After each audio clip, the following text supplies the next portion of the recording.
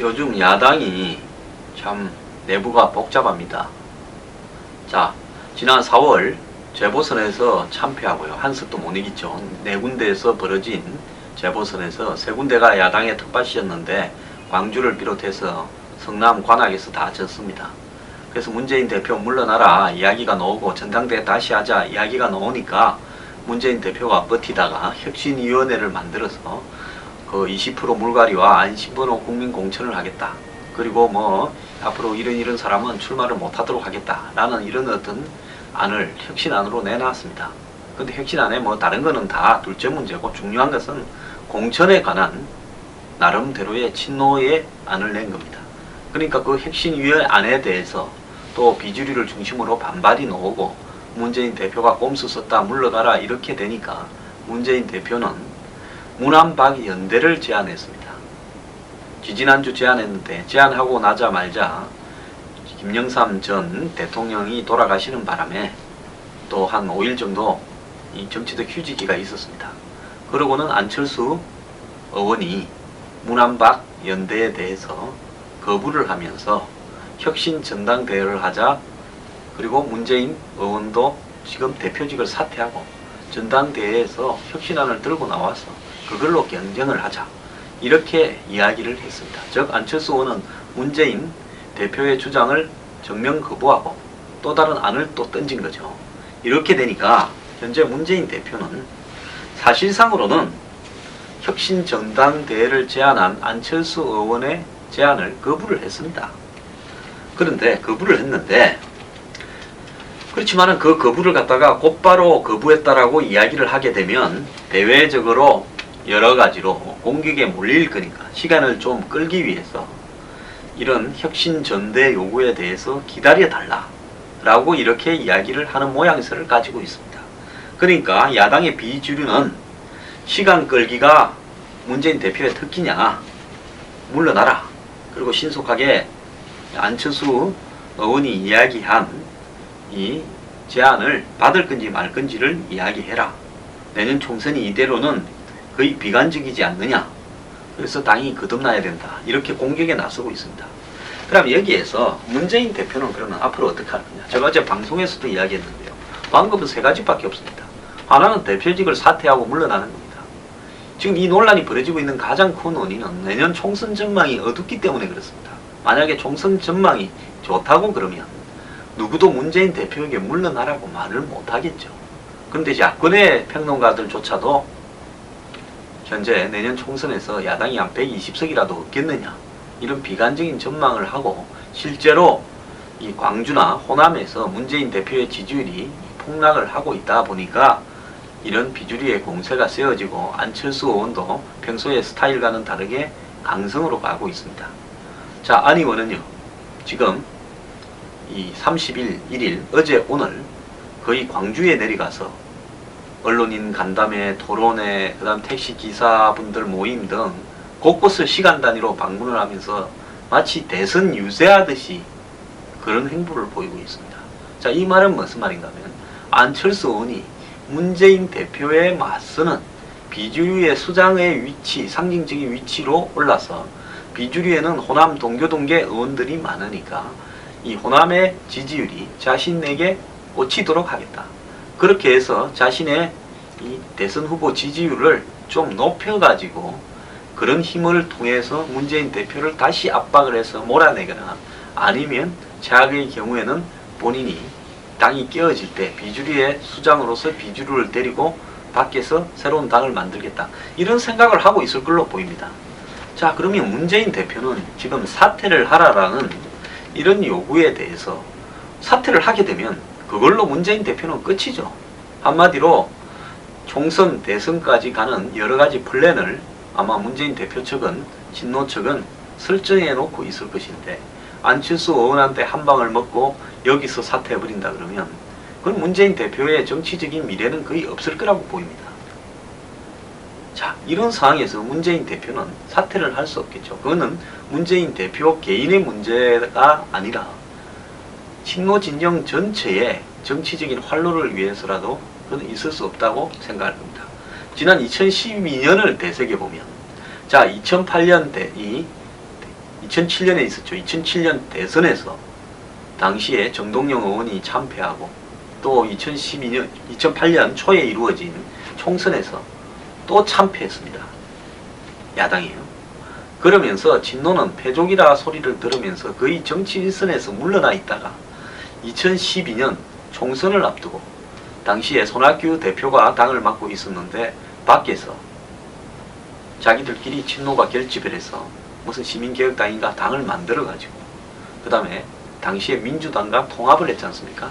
통합을 하면서 당권 싸움에서 친노가 한명숙 대표를 당선시키면서 당을 장악하고 그러면서 순식간에 공천도 장악해서 이 비례대표라든지 상당히 많은 지역구 의원들을 친노 운동권 출신 또 친노 이념적인 어떤 성향에 맞는 의원 출신들로 싹 교체를 했습니다. 그러면서 총선에서도 이기지는 못했습니다만 130여석을 얻으면서 친노 의원들이 지금 범친노가 한 7, 80석 가까이 이르게끔 만들어난 거죠. 자, 그러면서 대선 때 문재인 의원을 끌어내서 그 다음에 당내 경선에서 이 모바일 여론조사나 이런 부분을 통해 가지고 손학규, 김두관 이런 사람을 제치고 문재인 의원이 후보가 되고 그 다음에 또 안철수 의원이 당시에 무소속으로 나서 있었는데 단일화를 하자면서 끌어내서 결국은 안철수 의원이 사퇴하게끔 만들어서 문재인 대표가 대선까지 나갔습니다. 그리고 대선에서 패배하고 난 다음에 이 친노는 일선에서 물러났고 그 다음에 문희상 비대위를 거쳐서 김한길 체제가 탄생했고 김한길 체제는 밖에서 당을 만들려고 시도하고 있던 안철수 의원과 작년 3월에 합당을 했고 근데 이제 근소하게 지난 6월에 지자체 선거는 이겼습니다만은 7월 달에 있는 재보선에서 패배했다고 김한길 안철수 체제가 붕괴가 됐고 다시 문희상 비대위 체제가 만들어졌고 그 문희상 비대위 체제에서 문재인 대표가 올해 2월 달입니까? 대표로 다시 등장을 했죠. 그러면서 4월 달 재보선에서 지게 되면서 진노 진영의 2016년 총선 대책에 차질이 왔고 그걸 돌파하기 위해서 혁신위원회를 만들어서 혁신안이라는 것을 냈던 겁니다.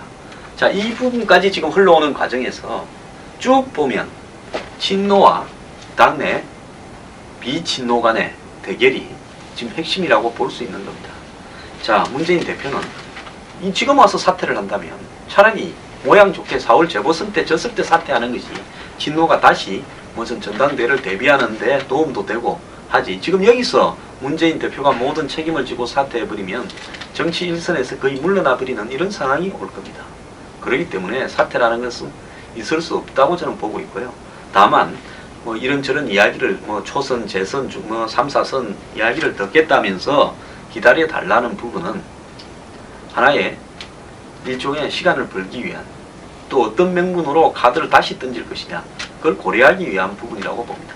자, 그러면 사퇴를 안 할 가능성이 저는 가장 크다고 봅니다. 사퇴를 안 하면서 그냥 버티지는 않을 거고 예를 들어서 대선 출마를 하지 않겠다 내지는 내년 총선에서 문재인 대표가 적진에 나가겠다 이런 카드를 던질 수 있겠죠. 그렇지만은 비주류는 그런 부분들을 수용을 안 할 거라고 봅니다.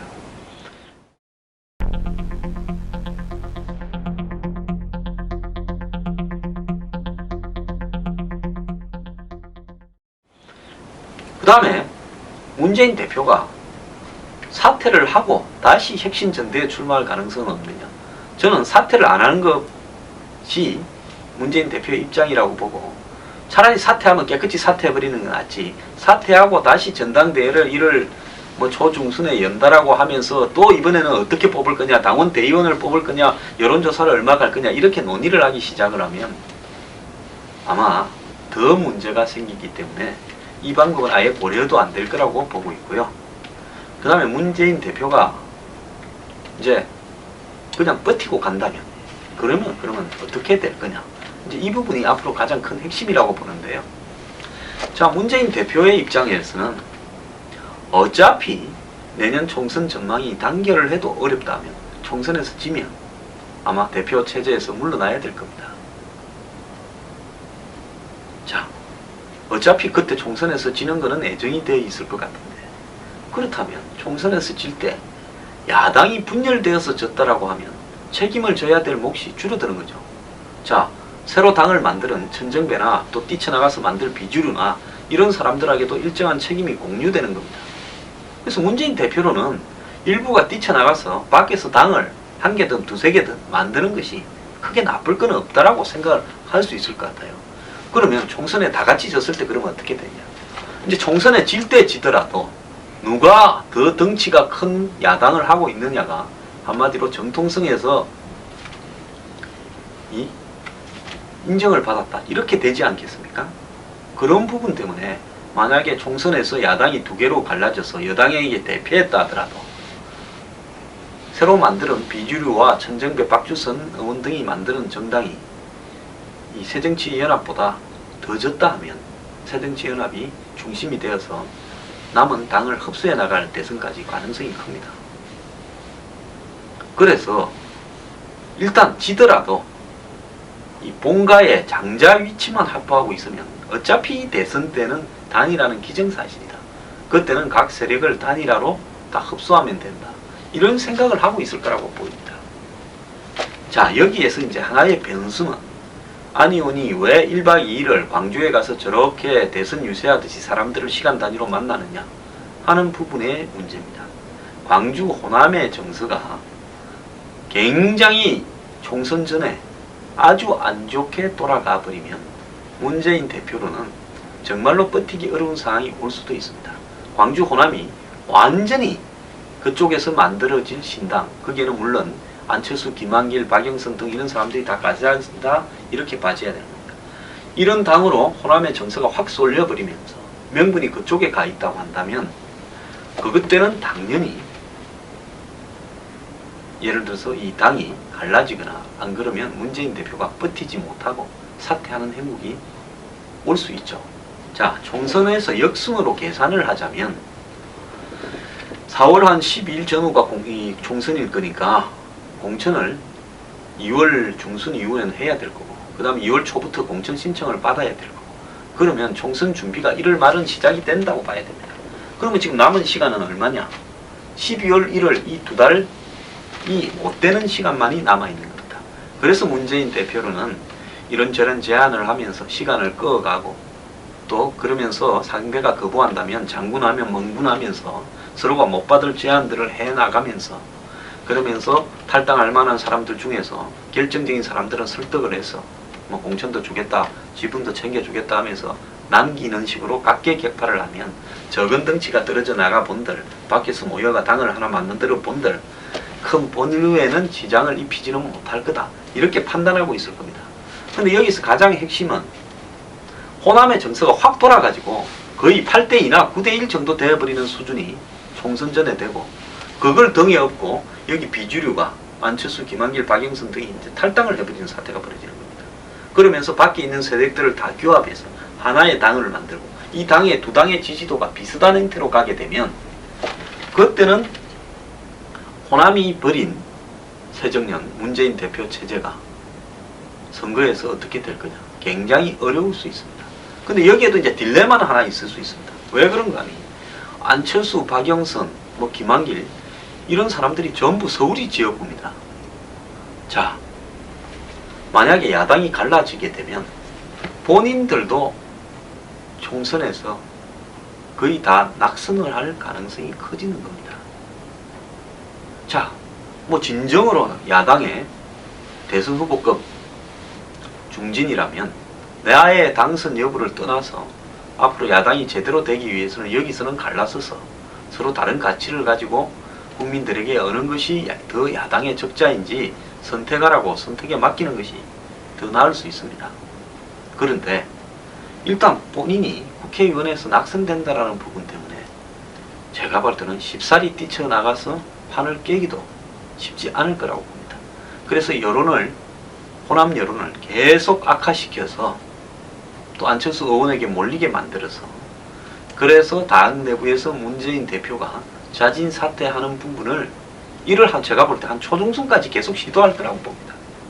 국회의원 하는 사람들은요 절대 몸을 먼저 던지면서 과감한 선택을 하지는 않습니다.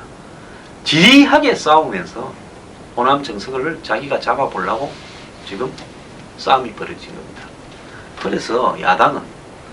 어떤 일만 생기면 광주 호남의 정서 그걸 쫓아가게 돼 있습니다.